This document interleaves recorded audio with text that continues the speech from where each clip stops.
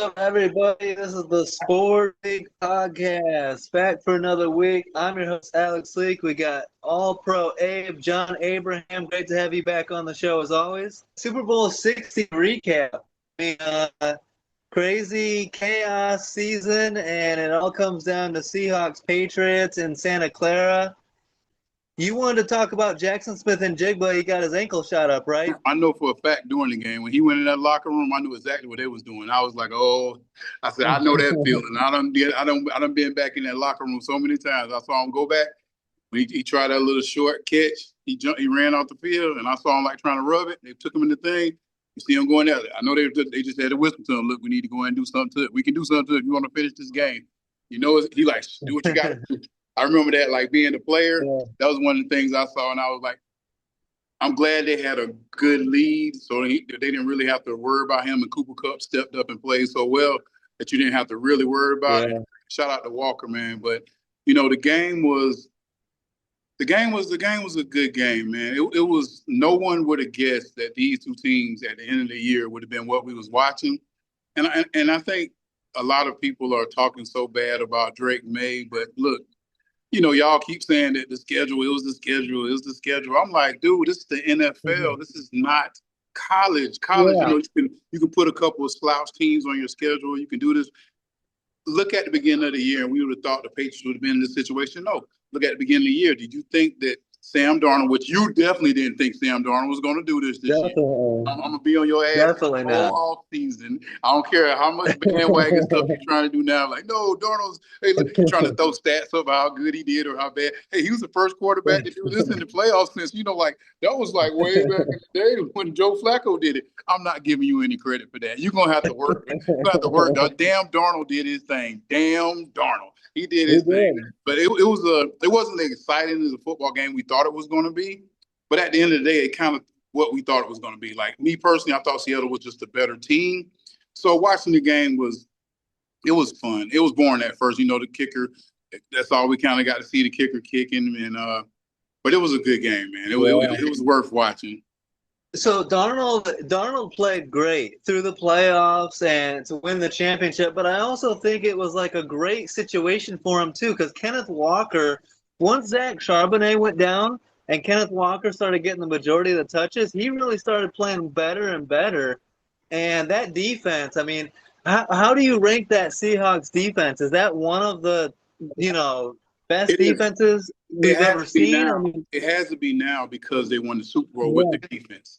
You can't say the offense won this game, even though, the special teams played well. Offense played well at the end when they needed them. But this was a defensive-minded game. The blitzes, they blitzed 13% of the time. But when the blitzes came, they were able to get to the quarterback at almost every time with the same blitz. 21 coming straight down the middle. Yeah. They couldn't find a way to stop it. And we obviously see that Will Campbell has a lot of football to do in growing. But he got demolished. We've seen him getting beat like all year. But then this game, you really thought that he was a rookie, man. Like, not saying you saw fear in him, but you can tell, like, and not saying they didn't have great pass rushers. They had two good pass rushers in Lawrence and Newest, I can't say his name right. But they had some two good rushers, but the rushers in the middle, I think, that were the best, And we actually saw Drake May look like a second-year quarterback now. Like, his decision-making was so rushed that he couldn't get comfortable. And then the running game never got going at all for New England. Like, they barely got past the 50-yard line. I mean, it was good football. It's what you want to see as a defensive player. I enjoyed it. I enjoyed it. But, like finally the Dan Campbell situation was out the door. Fourth and down, we ain't going for touchdown now. We're getting these three. And they end up winning the game because of that. They stretched the lead so much by getting those threes. It was 12 points instead of saying 6 points or no points at all. It could have been a 0-0 game if they would decided like, hey, we're going to go for it every time. But they were like, nah, we're going to take the points, and they end up working in their favor. Yeah, Jason Myers was clutch too. I mean, he was made every single kick, 5 for 5 field goals, 2 for 2 extra points. He could have won Super Bowl MVP. I thought the Patriots defense played very well. The Patriots defense did everything they needed to stay in this game. Christian Gonzalez played great. He almost had that interception right before halftime. It hit him in the hands versus Jackson Smith and Jigba, but they were able to kick the field goal 9-0. Drake May really struggled. Because this game, it was what? It was 19-7 in the early fourth. Plenty of time left, like more than 10 minutes left. And the Patriots are driving down 19-7. And Seahawks special teams, I mean, Michael Dixon pinned them at the 4. He pinned them deep multiple times. It was a great job by the Seahawks special teams. But Drake May was driving. He had them going down, trying to make it a one-score game. And he throws one in a triple coverage that should have been intercepted. Right. And then that duck that gets intercepted by Julian Love. I mean, he's got – no matter what you say about May and like his inexperience and everything, you got to be smarter than to be forcing the ball in that situation, right? Well, you can say that, but also we don't know what they tell him on the sideline. They had no production in the first half. They probably said, "Look, we're going to have to force it down the field." Mac Hollins came up big in the end of the game and caught some good balls. Yeah. So you had to press it because they didn't press it. They weren't getting anything on the ground, like I said first. So if you don't press it in this situation, you're going to lose this game. You had no exciting plays. Nothing was going on in the first half. You had to force it in there. And they were playing such good defense, man. They know that they didn't need no short passes. They need to go deep now. They were down a lot. You can't sit here. That's why I'm saying the mentality that, and there's no situation in this game we thought Seattle wasn't going to win this game. Even when it was 19-7, we saw, they got a possibility. We saw a great pass, a great catch by Mac.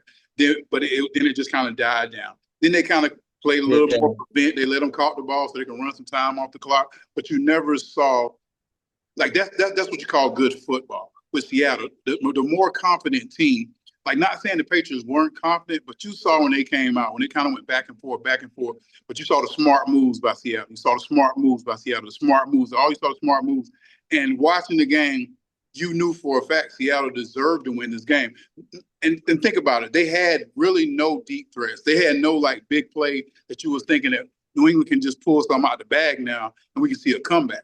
We just haven't Drake May just haven't had this situation in his career yet.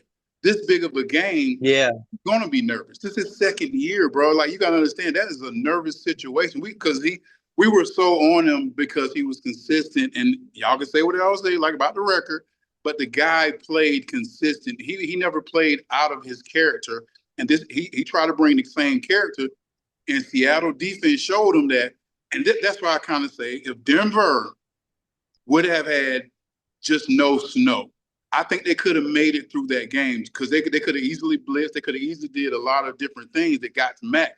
They weren't able to do that then. You know, it was kind of like you had a quarterback that was making, he wasn't making the great decisions for Denver. But I still think they could have won that game with what they had. So I think Denver would have been a better team maybe if we would have saw but it is what it is. Especially if Bo Nix doesn't get hurt, but right? I'm saying just defensively wise, the two defenses would have went against each other. So I don't know if they would have scored those 3 points in the red zone. They would have got that red zone. The punt game was just off the chain, but he was punting from the perfect spots to punt for a punter. And they don't have a great return person back there. So it was like, let's just punt it where we got to do. Let's just angle it out. And they did some great angle punts. I mean, the game plan that McDonald put together was perfect for the situation. Like it was a perfect thing. And they played well the whole playoffs. It wasn't like they played terrible. Like, the last game, it seemed like it could have been a little bit close with LA. But no, they played sensational football. And it's really when you talk about game plan. Like seeing that Walker could get it on the ground and they started giving it to Walker. Walker did a great job of being patient in that backfield and breaking when he need to. I've seen something where they kind of set them up. They kept running their stretch play. Then they ran the play action to the tight end and ended up scoring that touchdown, their first touchdown. It was an amazing setup to a play. And then you get a defense touchdown finally, which when I don't know what the percentage is when defense scores in the Super Bowl, but there's got to be a margin that whenever this happens, we know the game's over. And once that was it was just like it's a wrap. Now, I know the Patriots played against some tough defenses, but I think Josh McDaniels, their offensive coordinator, needs to take a little bit of heat for this too. I mean, we expect it from Drake May. He's young. He's still developing. He's learning. But I think Josh McDaniels did him no favors in this game. I know it's up against a very tough defense, but they struggled against the Chargers, the Texans, the Broncos, all playoffs long.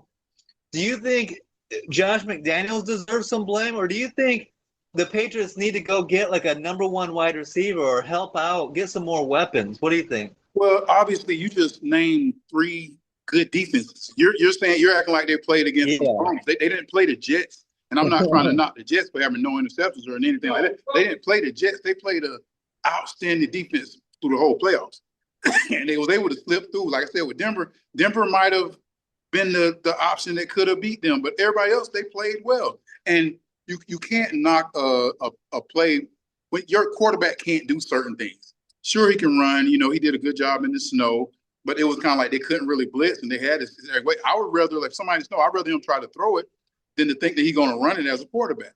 So, you know, and that's Drake May. That's the essence of Drake May that he has, that he showed that he can move the ball with his feet. I wouldn't say it was strictly his. I wouldn't say it's strictly. I think they just really met a defense that had their number.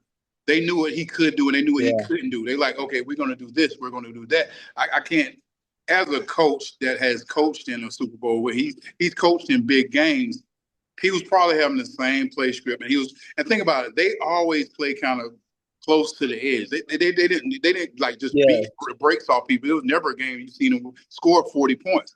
They just scored when they had to, kept the lead, and they win the game. So we gotta put it on like that. I won't put it all on him. Yeah, I just think it's a little bit of lack of weapons too. I would like to see the Patriots get some more playmakers around them. Yeah, and then I said this before going into the game that the Patriots' run game was going to have to be a factor, and it just wasn't. Seattle defense did such a great job with that. I got to give props to Sam Darnold. He had, 0 turnovers the entire playoff run. I mean, that's crazy. Like, he led the league in turnovers this year, but that was your thing. You was waiting for him to be the same Darnold. You was waiting. You like, we'll see. I was like, man, don't get off that man back. Also, you got to give credit to the offense support and give credit to McDonald. You got to give credit to people that put him in situations he didn't have to throw the ball. He didn't have to. Yeah. And then he got the one time he could have threw something maybe a little strange. He took off and run. I was like, oh, yeah. I'm like, okay. So the decision making he made was like, only thing I got to do is hand it off. And you got to, like you said, you got to give props to the kicker also for making the kick, so they didn't have to get in the position that he had to throw the ball 40 times. You know what I mean? Yeah. He had a quick little 200 yards, nothing crazy. Cooper Kupp had a couple catches. JSN didn't do as much in the game, but they didn't even need him. Like the clock control, the way that you stay on the field, the way that you take the points and not the stupid plays, it was all like strategic. It was all very mindful. It made everything made sense that they did. Even going down to the kicker was zoned in. Like when you're playing a team like that in a big game like this, there's nothing really you can do. Like everybody was just zoned in, man. You know, shout out to the Seahawks coaching staff. I think Mike Macdonald is the first defensive play caller as head coach to win a Super Bowl. So that's really cool. I love to see that as a fan of defense. Defense wins championships. We've seen that back-to-back years now. And then how about the offensive coordinator, Clint Kubiak? Now he's going to become the Raiders head coach. And he ain't even wait to tell us either. Right after the thing, yeah, I'm gone. Everybody already know I'm gone. I'm out of here. Yeah. They had to win the ring, but I'm out. I went out on a good note, man. And I feel like the Raiders can be a lot more competitive instantly next year. If they draft Fernando Mendoza, you got Ashton Genty, you got Brock Bowers, bring in a receiver or two, and let's get this thing going. And me and Amanda are both fighting over Max Crosby. We want him in Chicago or Green Bay, which she shouldn't get him in Green Bay to go with Micah Parsons. That's just ridiculous. But Trey Hendrickson might be available. Yeah. Oh. So it's going to be interesting for sure, but a great season, a great Super Bowl. Also, did you see I didn't watch a second of the Pro Bowl, but I did see Micah Parsons and Keyshawn Nixon trying to recruit George Pickens from Dallas over to Green Bay. That would be kind of scary if they get him. Well, I think any place he goes is going to be scary. He's going to be a definite upgrade for anyone. And it's crazy you didn't even think about the Patriots maybe want to throw their hand in Yeah. there. Like you said, they need a deep threat, and not sure how long Diggs is going to be there. Diggs is definitely not the explosive receiver. He's a definitely good possession receiver. His Yeah. mentality is great. I think his mentality of how he plays is great now. But he's not that 1,000-yard guy you can get no more. So are you going to go like just try? Because they might be thinking the same thing. We need a receiver. Hey, Pickens is Yeah. there. Like let's try to see if we can get him some more work. We actually need a little help on the O line. Like we like you, bro. But we need a couple of your off season. We need a lot. We need a lot. Like it looked good, and like they're gonna need a lot to repeat what they did last year. I could also see Vrabel wanting AJ Brown back. He loved him in Tennessee, and you see him walk out of the draft room when they traded him. I don't know if I would. I don't know if it'll fit because I don't want With to a see. young I don't. quarterback. I don't want to see how he acts when he doesn't get the ball because I think Yeah, the Patriots have always been a team type player, and I think yeah. he's a team type guy too. And I don't think he really. But he dealt with Diggs okay though. He dealt with Diggs good. Mm-hmm. Diggs hasn't really been a diva the whole time he's been there. Besides who he was dating, he didn't really stick out. He didn't really try to, put any kind of something crazy in the water. Now, if he come and say, "I want you to be my number one, and this is what we want from you," but I don't know if it's great. I can see AJ down here in Atlanta. I can see AJ maybe in Miami or something like that. Like Yeah. give him something he can be one and do what he want to do. He can still have his attitude. He can still have his persona that he wants to carry. But the Patriots, I don't see it, but it's possible. Because like you said, he walked out, so it's possible that he could get it. And then what do you think of so Eric Bieniemy goes back to the Chiefs? You were just talking about that, and I was thinking about Tyreek Hill. I could see Tyreek going back to the Chiefs, and the way Travis Kelce's talking about he might return to the Chiefs. That'd be pretty crazy if they get the band back together for one more year with Eric Bieniemy. You think Tyreek still got it? That's the only thing with me. Like, is Tyreek going to come and still be the same Tyreek? Like, don't bring somebody back just to have them back. Like, if he's Yeah, going to come back and do the same thing, I understand that you have that Super Bowl winning team. It's kind of like we're doing with Charles Woodson, went to Green Bay, won a ring, came back afterwards. A lot of guys have done that in their career. They came back kind of like the end of their career just to finish off on the team, whatever. But I don't want you to come there and just kind of be, this ain't the same Ty. Like you're doing like, we could have went and got a number one, a real number one. We don't know if you're number one now after an injury and after how you kind of talk trash the whole time about us. Now you want to come home. Now it's yeah, like now it's the best place ever because Eric Bieniemy back. Like sometimes I gotta like just wash your hands with it. We still love you, but we're gonna love you from a distance. yeah, yeah. It'll be interesting. It's gonna be a fun off season. Great shit. Awesome season all year long. It was great having you all season long, Abe. Getting your knowledge, talking football, having fun. AAA all season long was a lot of fun. The season's over now and the off season begins. I'll be doing my mock draft 1.0 episode later this week or next week. But I appreciate you taking the time. I know you got a busy schedule, Amanda too, but making the time to come on the show every week means so much, and we really appreciate it, bro. No question, man. It was a great season. Hopefully next year won't be as chaotic. Thank you. Thank you, and Amanda for having me every week too. Yeah, absolutely. So we appreciate it. Thank you to everyone who watches and subscribes and comments and lets us know what they're feeling. It's been a great season, and we'll keep these episodes going through the off season. But appreciate it and have a great week, guys. Peace out.